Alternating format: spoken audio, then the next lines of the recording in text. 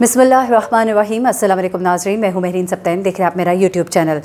नाज़रीन, आज की वीडियो में बहुत ही अहम बातें आपको बताने जा रही हूँ क्योंकि इस वक्त मेहदी अली काज़मी साहब की बेटी और ज़हीर गैंग का ये जो केस है ये अपने आप समझिए कि अहम मोड़ की तरफ है और इसमें कुछ बड़ी नई डेवलपमेंट्स हैं, ऐसी डेवलपमेंट्स हैं जिसकी बिना पर ये केस जो एक नया रुख इख्तियार कर रहा है। क्या बात है जिसने तशवीश में मुब्तला कर दिया है ज़हीर के घर वालों को, ज़हीर गैंग को, और ज़हीर और शब्बीर ने एक भागने की प्लानिंग बनाई जो कि बेनकाब हुई और उसके बाद सिक्योरिटी को मज़ीद सख्त कर दिया गया क्योंकि जिस वक्त वो ज़मानत लेने के लिए जाएंगे उन्हें नज़र आ रहा है कि उनके सर पर एक तलवार लटकी है और उनके लिए मामलात इतने सीधे साधे नहीं हैं जितने कि कुछ झूठे यूट्यूबर्स का टोला बैठकर अपने चैनल्स पर बताता है।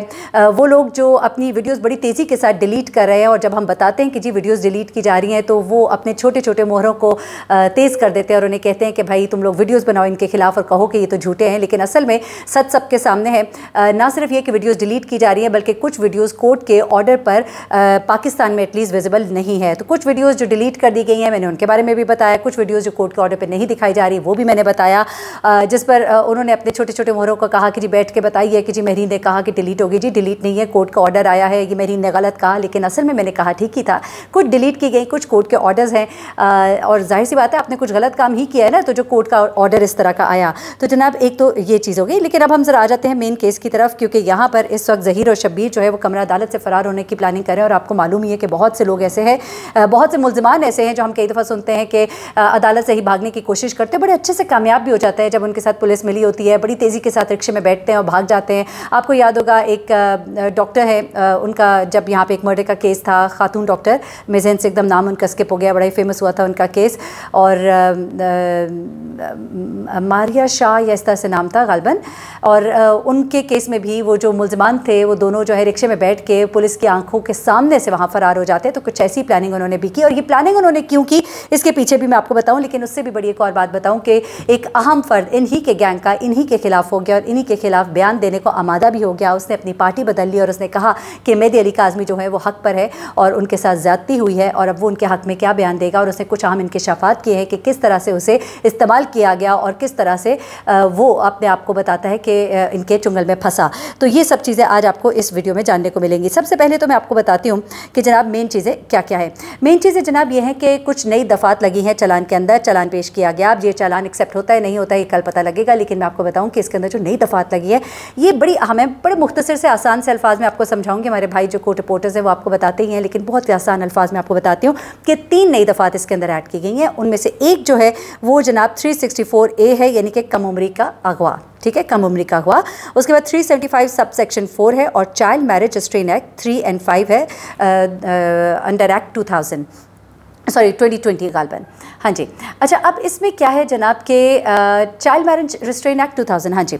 अच्छा अब इसमें ये जो 3 दफ़ात इसके अंदर ऐड की गई हैं जनाब ये बहुत ही ख़तरनाक हैं और हम इसी का वेट कर रहे थे कि अगर ये 3 दफ़ात है कि जहाँ पे MLO बहुत इंपॉर्टेंट है क्योंकि MLO जो है वो बहुत सी चीज़ें डिटर्मिन करेगा, वहीं पर ये 3 दफ़ात जो है ये बहुत बहुत ज़्यादा इंपॉर्टेंट है। अब ये क्यों इंपॉर्टेंट है ज़रा समझ लीजिएगा।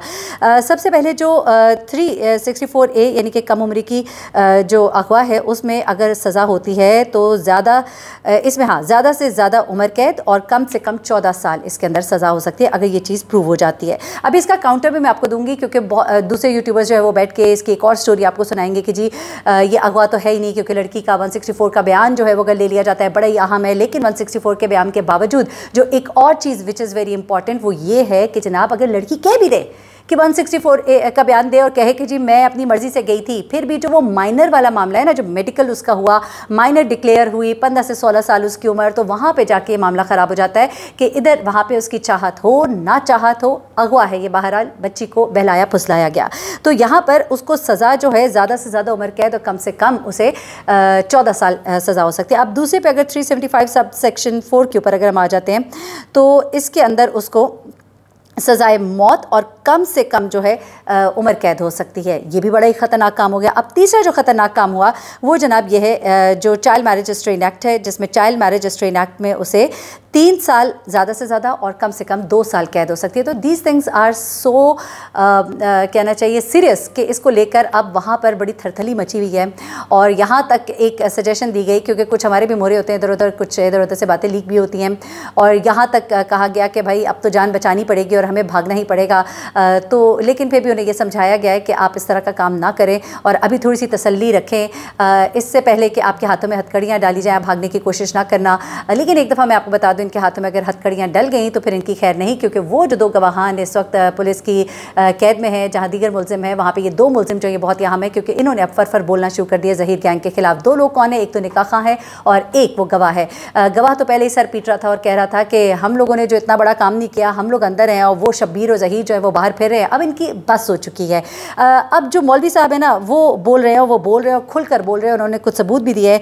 अच्छा, अभी मैं इससे पहले आपको ज़रा 2 चीज़ें और अहम बता दूँ, फिर उसके बाद मैं मौलवी साहब की तरफ आती हूँ, क्योंकि इनके गैंग अब तितर-बितर होना शुरू हो गया है।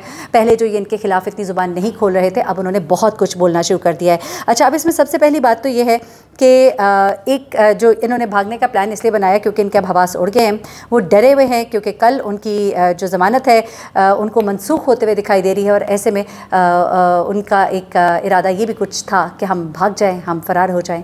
लेकिन पुलिस भी है वो होशियार है और उनको बता भी दिया गया है कि इस तरह की अटैम्प्ट उनकी तरफ से हो सकती है, क्योंकि ये जो 3 दफ़ात बड़ी अहम इसमें ऐड हुई है और लोगों को थोड़ा सा मिसगाइड किया जा रहा है झूठे यूट्यूबर्स की तरफ से। तो आप लोग प्लीज़ ज़रा अपनी आँखें खुली रखें और तसल्ली रखें। इंशाल्लाह हमें लग रहा है कि इंसाफ जो है वो हम सब देखेंगे।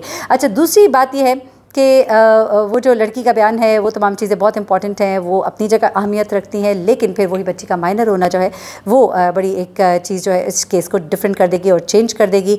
अच्छा, उसके बाद अब उस अहम बंदे की तरफ आ जाते हैं जिसका बड़ा बयान सामने आया है। उसने क्या कहा है? उसने कहा है कि मैं सर पर 10 कुरान रख कर कहता हूँ कि मैंने दुआ को कभी नहीं देखा। वो कहता है मैंने ज़हीर को ज़िंदगी में एक बार देखा है, मैं इनको जानता भी नहीं हूँ। कहता है मेरी वीडियो देख लीजिए, उधर जो वीडियो है निकाह खां, मैं नहीं हूँ। फिर उसके बाद वो कहता है कि सबसे बड़ा सबूत क्या है? वो कहता है सबसे बड़ा सबूत ये है कि वो CDR मेरा अगर निकाल के देखिए, मेरा CDR कॉल डाटा रिकॉर्ड मेरे फ़ोन को अगर ट्रैक करें तो मैं तो उस दिन लाहौर में मौजूद ही नहीं था। वो कहता है ये मेरे ऊपर बुहतान है, मुझे फंसाया गया है। और उसने इस बात का इंकिशाफ किया कि उसके निकाहनामे के जो कागजात हैं उन्हें चोरी किया गया। उसने कहा कि वो कुछ दस्तखत हुए हुए कागजात हमने रखे होते हैं, हमारे पास मौजूद होते हैं, लेकिन ये कागज़ मैंने किसी को नहीं दिया। तो यहाँ पे तो उन वकील साहब के ऊपर बड़ा इल्ज़ाम आयद होता है कि जिनके पास ये कागजात पड़े हुए थे, और वो कौन सा ऐसा निकाह खां था, मैं कहती हूँ बल्कि बड़ा आम है कि वकील जो खुरम राय है वो दिखाए, वो तस्वीर वीडियो दिखाए ना, वो वीडियो जो पीछे से बनाई गई है ज़रा फ्रंट से भी दिखाएं कि वो कौन सा निकाह खां था जो बैठा निकाह पढ़ा रहा था। बल्कि यहाँ पे तो वो जो बेनामी किस्म का उनका चालान में नाम डाला गया था और जिसको उनको एक एज मिला था कि वो किन के साहबजादे हैं, वो चीज़ मिसिंग थी।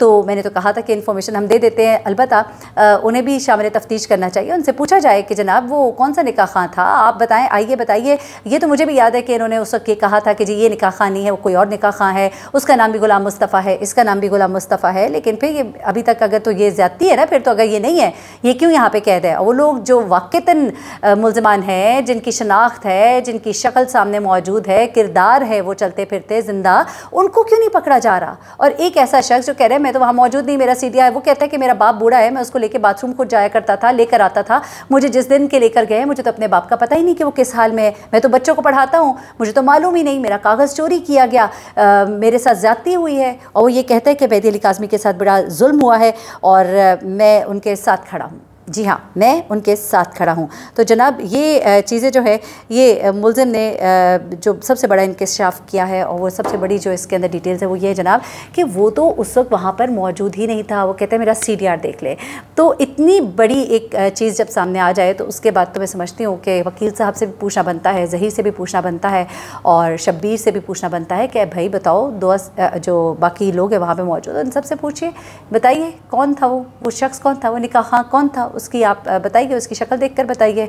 तो ये जनाब अभी तक की तमाम चीज़ें हैं। उसने ये भी कहा कि मेरे सर पर आप 10 कुरान पाक रखते हैं। मैं इस बात को क्यों रिपीट कर रही हूँ, क्योंकि बहुत बड़ी बात होती है एक शख्स जो कुरान पाक पढ़ाता हो और ये बात कर रहा हो, तो मैं तो कहती हूँ कि अगर वो झूठ बोल रहा है तो उसे बड़ी सख्त सज़ा मिलनी चाहिए, और अगर वो सच बोल रहा है तो फिर दूसरे लोगों को सख्त सज़ा मिलनी चाहिए। तो प्लीज़ लोगों को मिसगाइड मत किया करें। और वो जो आप लोग, बल्कि मैं कहती हूँ चलो फिर उस लड़के को थोड़ी तमीज़ थी कि उसने बाजी कह के मुखातिब किया, मुझे तो लोग क्लिप भेज देते हैं, वरना इतनी फुर्सत कहाँ होती है कि आप इतने सारे व्लॉगर्स को देखें। तो बल्कि जो यूट्यूबर खातून है उनको तो इतनी भी तमीज़ नहीं थी कि उन्होंने मुझे बड़े गलत अल्फाज के साथ पुकारा, जबकि मैंने आज तक अपनी वीडियोज़ में कभी भी कोई गलत अल्फाज नहीं इस्तेमाल किए, सिर्फ मैंने आपके कंटेंट को चैलेंज किया है। लेकिन एक तरबियत होती है इंसान की, एनीवे मैं उसके ऊपर कोई बात नहीं करना चाहती।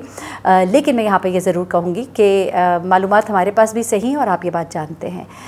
अगर आप अपनी एक बात जो गलत कर चुके हैं उसके साथ आप अटके हुए हैं और अब आपकी इज़्ज़त का मामला आ गया है तो फिर अब हम कुछ नहीं कह सकते, लेकिन ज़मीर की आवाज़ भी ज़रूर सुनिएगा।